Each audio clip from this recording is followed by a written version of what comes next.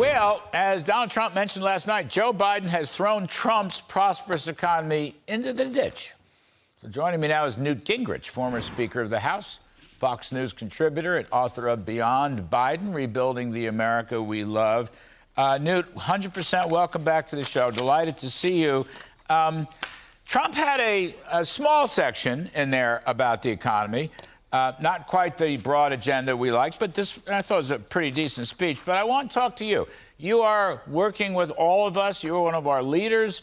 We can have economic growth, and we can have a balanced budget at the same time, and we can even look at Social Security.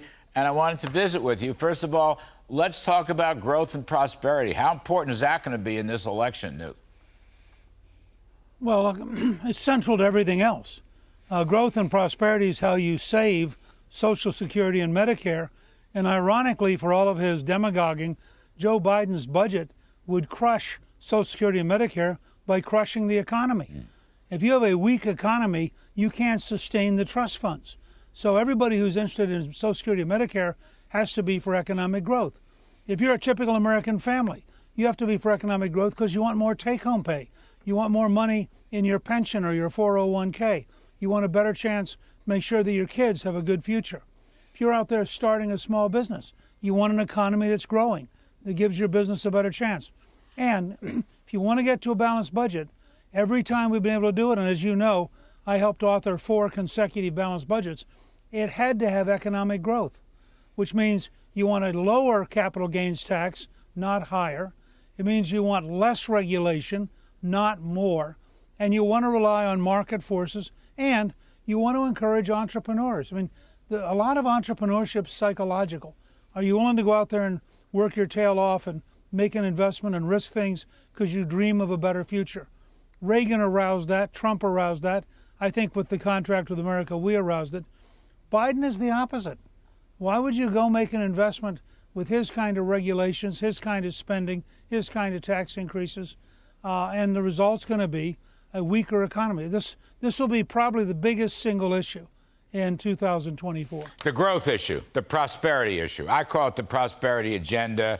Art Laffer says, he calls it, we need to be stewards of a prosperous economy. But, you know, you're right. You were a leader on this 25 years ago. You're still, actually, that's not true. You were a leader on this 40 years ago when I was a child. But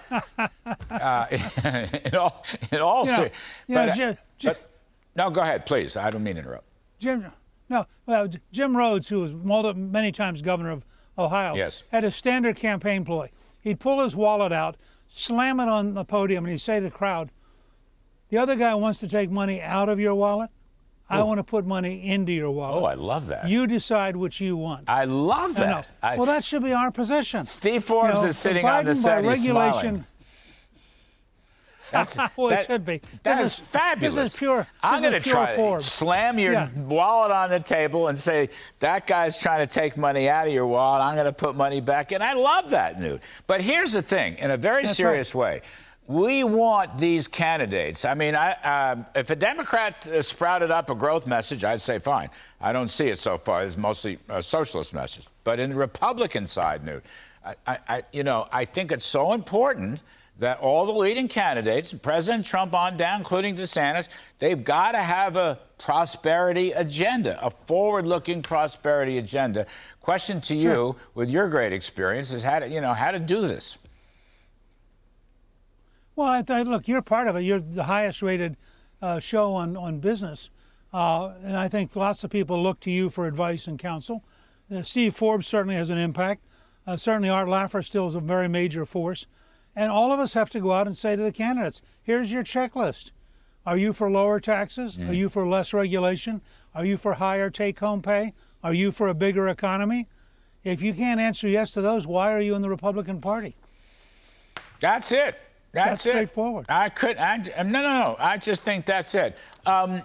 What's your thoughts on the, not the indictment per se, but President Trump? I'm asking this of pretty much all our guests today.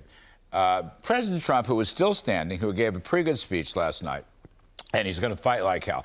But he's got a big lead, Newt. He's got a big lead in the polls. And the indictment and so forth has almost doubled that lead. Can he, in your judgment, maintain that lead? Or how is this going to play out in the next, let's say, 6 months? The debate is in August. My guess is that it'll expand, not shrink. Really? What the extremists on the left have done is they forced all of us, and you saw Jeb Bush, you saw Mitt Romney, people who don't necessarily like Trump, but they are so offended by the corruption, the dishonesty, the illegality of the left, that in effect, everybody who is not part of the corruption is gradually drifting into Trump's camp. And the question becomes, here's the one guy who has had the courage to stand up to this corruption, has had the courage to arouse the entire establishment to attack him, and after 7 years, he's still standing. Now, do you want to be with him, or do you want to be with a corrupt FBI, a corrupt Justice Department, the Biden criminal gang, the corruption in New York City and Chicago? These are your choices. Well, in terms of the Republican primary, that's pretty easy.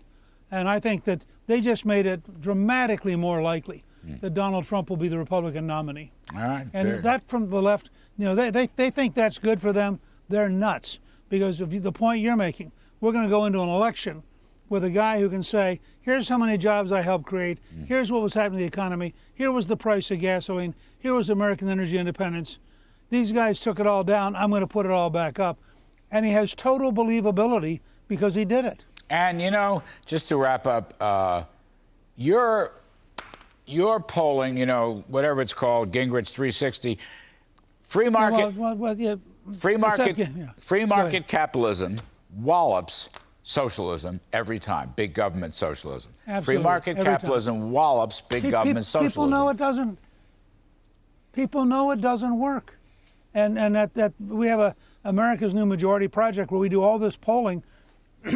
86% of the bills which have passed the House this year got Democratic votes because Speaker McCarthy has been maneuvering to make sure that we bring up things the American people actually want. Yeah.